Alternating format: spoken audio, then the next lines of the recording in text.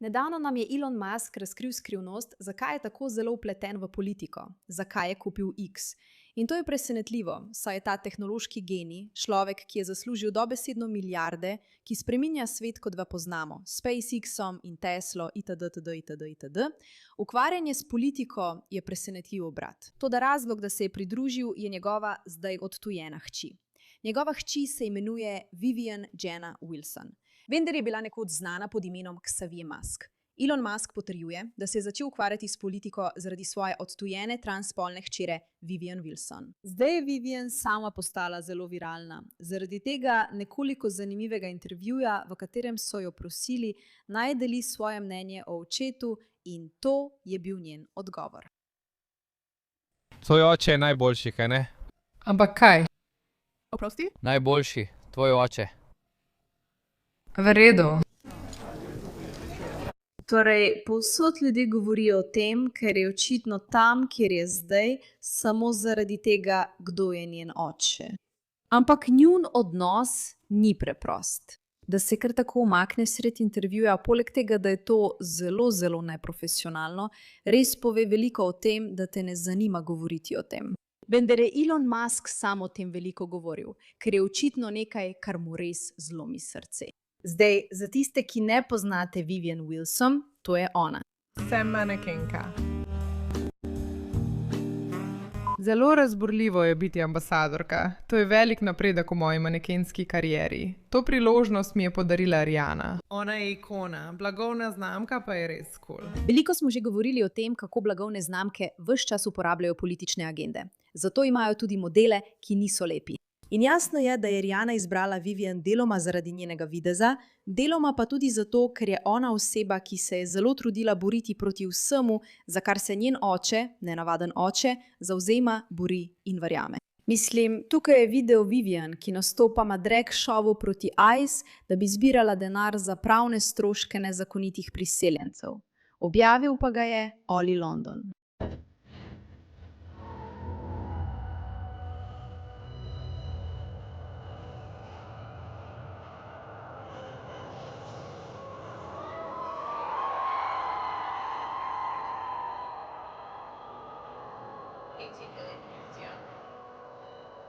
Torej, to je že samo po sebi nenavaden nastop. Še posebej pa, ko ugotoviš, kaj se v ozadju dogaja in zakaj sploh do tega nastopa prihaja, kaj ne? Vivian si s tem resnično želi na vsak način boriti proti svojemu očetu. Pogosto sem govorila o tem, da se mi zdi celotna trans zadeva popolnoma srce parajoča in na mnoge načine zaskrbljujoča.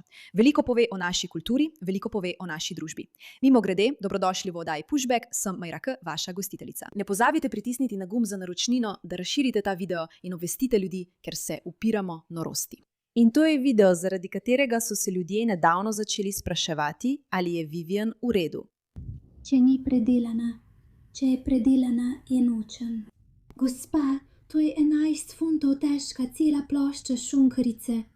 Nima kosti, maščobe ali vezivnega tkiva. Tu je zniz mesa, več prašičev.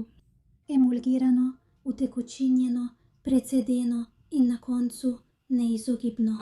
Ampak ta video v resnici nima nobene zveze z Vivian in njeno odločitvijo, da je transspolna. To je video o Elonu Musku in kaj mu ta celotna zgodba pomeni, ker je resnično srce parajoča. Tukaj lahko vidite, pred samo 15 urami je Elon Musk napisal: izkoreninite virus prebujenske miselnosti. Xavierja je ubil virus prebujenske miselnosti. Zdaj bo umrl. Kaj s tem misli? In ko govori o Xavierju, govori o Vivian. Odtujeni transspolni sin Elona Muska trdi, da nima veliko denarja in živi s 3 sostanovalci, potem ko je prekinil stike s svojim očetom. Vivian Jenna Wilson je v novem intervjuju spregovorila o svoji finančni situaciji. 3 leta potem, ko je javno prekinila stike s svojim milijarderjem očetom, potem ko je vložila peticijo za spremembo spola in imena, da bi se identificirala kot ženska. Lahko si privoščim hrano, imam prijatelje, streho nad glavo in nekaj razpoložljivega dohodka, kar je lepo. In imam veliko več sreče kot večina ljudi mojih let v Los Angelesu. Musk je prej razkril, da je njegov transspolni sin postal žrtev woke miselnega virusa in povedal, da so ga zdravniki pretentali, da je dovolil sinu tranzicijo pri 16 letih. Zdaj je že sama razprava o tem, da bi mladim dovolili tranzicijo šokantna. In vi, zanimivo, bi si morali ogledati Olija. Ker si vedno zastavljam vprašanje, ali bi morali biti preprosto prijazni in te posameznike naslavljati z njihovim izbranim spolom, ali pa s tem samo normaliziramo nekaj, kar se mi zdi res nesprejemljivo. In to je za veliko ljudi zelo zmedeno vprašanje. Zdaj se ne bomo spuščali v to debato, ampak zgodba Olija Londona je vsekakor vredna ogleda.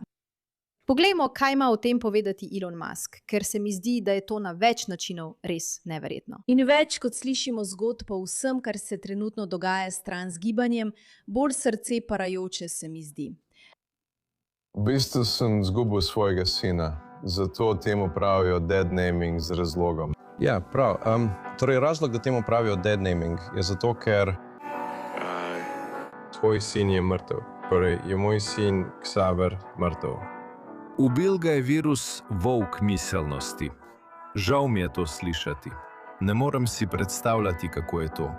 Ja. Tukaj omenja svojega sina Xaverja in pravi, da je Xaver umrl.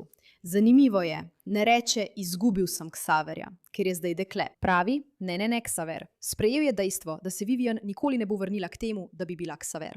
To, da posebej pravi, da mu je srce zlomljeno zaradi dejstva, da je bil njegov sin ubit zaradi virusa woke miselnosti. Kaj je ta virus woke miselnosti, o katerem govori? Poslušajmo. Spolna potrditvena oskrba, kar pomeni pohabljanje otrok in nekakšno sterilizacijo. Ja. To se je zgodilo enemu od mojih starejših fantov. V bistvu so me prevarali, da sem podpisal dokumente za enega od mojih starejših fantov, Xaverja. Noro je pomisliti, da bi lahko enega najbolj razgledanih in uspešnih moških na svetu prevarali za kaj takega. Zakaj so ga prevarali? No, tako neverjetno nadzorovalen in nor je bil to gibanje, da nas je vse prepričalo, da je sprejemanje trans oseb kot nekaj normalnega povsem običajna stvar. 16-letnemu otroku nikoli ne bi smeli dovoliti kakršnekoli tranzicije. Ko govorimo o starejših od 18 let, je to povsem drugačen pogovor. Ampak 16-letniku nikoli ne bi smeli dovoliti tranzicije, ker vsaj po mojih izkušnjah še nikoli nisem srečala mlade osebe, ki se ne bi počutila udobno v svojem telesu. Ne želim se spuščati v celotno izkušnjo transspolnosti. Če to res ste, če resnično čutite, da niste povezani s svojim telesom v primerjavi s tem, kar verjamete, da ste, je to po mojem mnenju debata za drugič. Vendar pa dejstvo, da je bil ta moški lahko zaveden v to, pomeni, da je veliko ljudi zavedenih v to. Samo ne reci mi, da še vedno jemlješ kalcijevih dodatkov, kaj ne? Ker veš, da ti verjetno ne pomagajo, še posebej, če nimaš dovolj kolagena v telesu. Kolagen, slišim te reči? Ja, da. Tudi jaz sem bila presenečena, ker sem bila tudi sama v tvoji situaciji in nisem vedela, da po 30. letu naše telo proizvaja vedno manj kolagena. 1 do 2% na leto.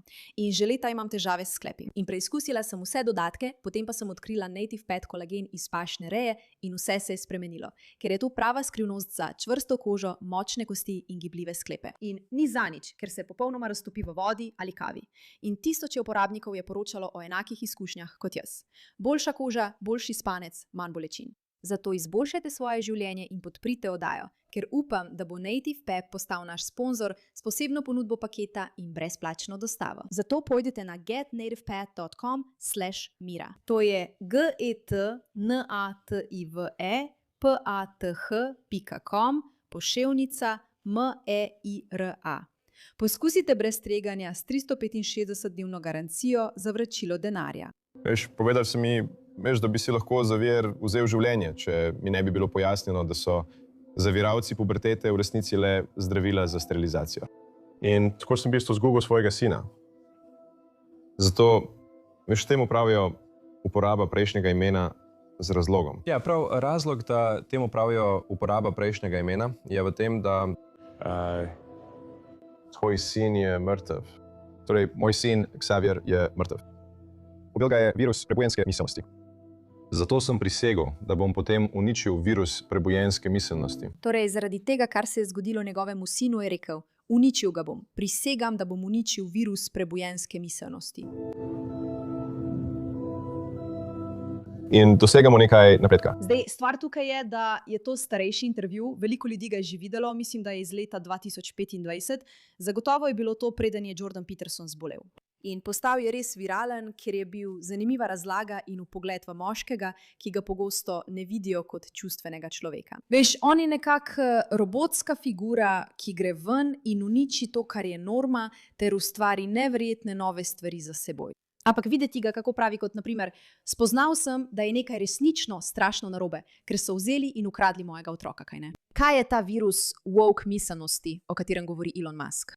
Če povzamem, ta virus woke miselnosti ustvarja zelo, zelo razdiralno identitetno politiko. Tako dejansko povečuje rasizem, odkrito povedano, tudi seksizem in vse druge izme. In medtem ko trdi, da počne nasprotno, v resnici ljudi razdvaja in jih spodbuja, da se sovražijo med seboj, pa tudi sami sebe. In je tudi proti meritokraciji. Ni temelji na zaslugah. Torej želite, da ljudje uspejo na podlagi tega, kako trdo delajo in kakšne talente imajo, ne pa kdo so, ali so moški, ženska, katere rase ali spola so. To je umetna, vojna v glavah ljudi, ki je ustvarjena. Absolutno. Kar se mi zdi resnično fascinantno pri tej celotni temi je, da ko ljudje postanejo preveč obsedeni z nečim, je to znak nezdravosti. Ko dekle postane preveč obsedeno z moškim, je to znak nezdravosti. Ko moški postane preveč obseden z denarjem, je to znak nezdravosti. Ko oseba postane preveč obsedena s politično osebnostjo, bodisi da jo sovraži ali ljubi, je v tem nekaj nezdravega. In ko oseba postane obsedena s spolom, bolj kot z vsem drugim, je to nezdravo. In kot družba smo nekako normalizirali nezdravost kot znak aktivizma.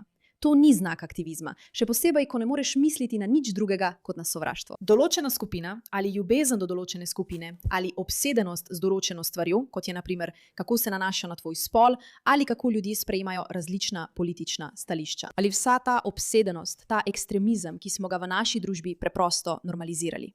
Nekaj je narobe s tem. Nekoga bi morali zaposliti na podlagi njegovih sposobnosti in ne na podlagi te obsesivne potrebe, da je njihov spol pravega spola ali njihova vera ali rasa prava vrsta vere ali rase. To se mi zdi nezdravo. Vedno je bilo tako in vedno bo tako.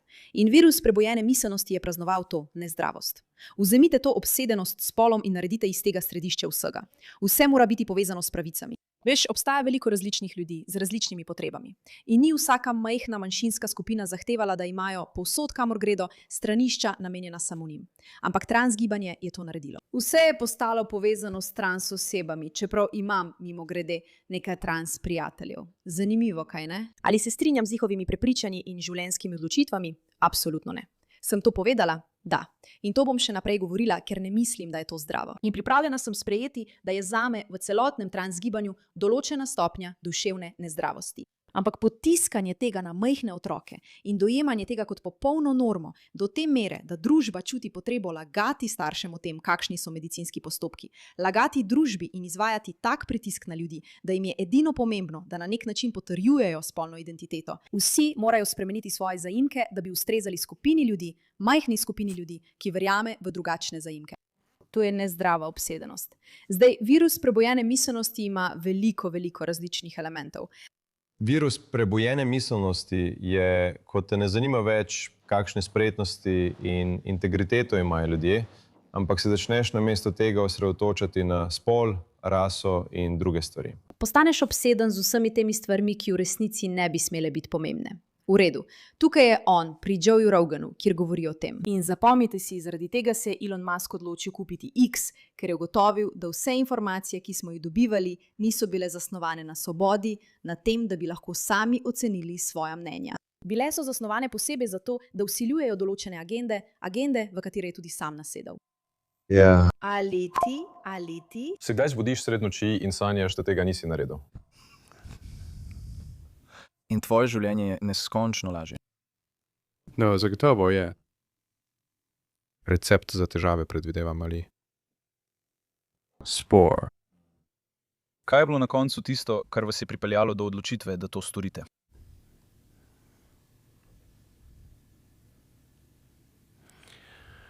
Mislim, to bo zvenelo nekoliko melodramatično, ampak skrbel sem, da ima to koroziven učinek na civilizacijo.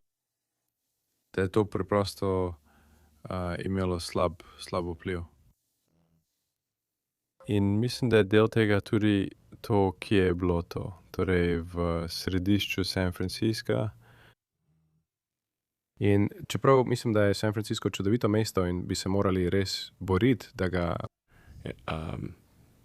nekako spravimo San Francisco na pravo pot. Če ste se sprehajali po središču San Francisca, tik ob nekdanjem sedežu Twitterja, Je to kot zombi apokalipsa.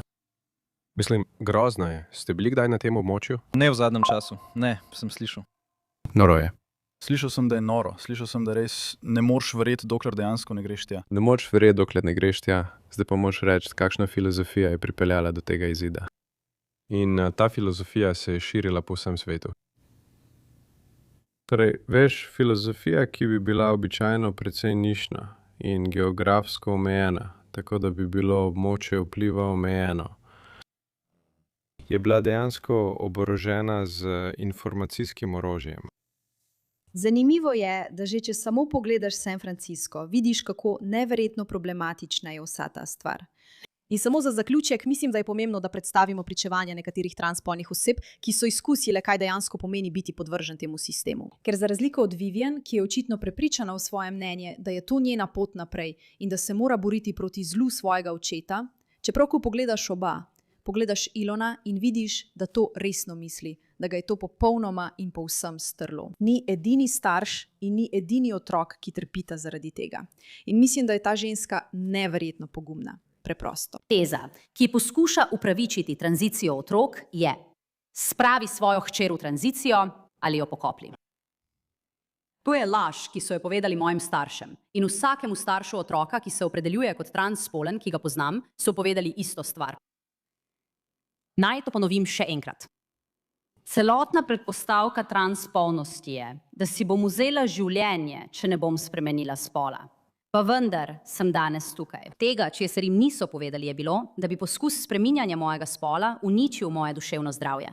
Ali še pomembneje, da smo imeli še eno, veliko bolj zdravo možnost. Reči ne vsemu temu in me spodbujati, da resnično sprejmem samo sebe. Namesto, da bi spoštovali instinkt mojih staršev, da me zaščitijo, so mi zdravniki predpisali zdravilo za kemično kastracijo, da bi ustavili mojo puberteto. Nato pa so mi dali ogromne odmerke testosterona, da bi povzročili lažno moško puberteto. In pri 15 so mi vzeli prsi. Imela sem obojestransko mastektomijo, ko sem se še vedno razvijala. Kirurginja je potrdila, da so bile moje prsi popolnoma zdrave. Še prvega poljuba nisem imela, niti nisem vadila vožnje prej. Kako so mi lahko vzeli del moje ženskosti, še preden sem bila dovolj stara, da bi se lahko tako imenovala? Mir in samo sprejemanje, ki so mi jo obljubljali, nikoli nista prišla. Zdaj sem stara skoraj 22 let. Nimam prsi, ker so jih nadomestile brazgotine. Kako ste mi lahko vzeli ženskost, še preden sem sploh postala ženska? Mislim, da je to tisto, proti čemur se v bistvu borimo. Spet, če si trans in če si srečna, potem kar pogumno. Ali mislim, da si sprejela prave življenjske odločitve? Absolutno ne. Ali mislim, da si resnično srečna? Ne posebej. Ampak pomisliti, da se to v naši družbi promovira kot nekaj normalnega in da so ljudje, ki se temu upirajo.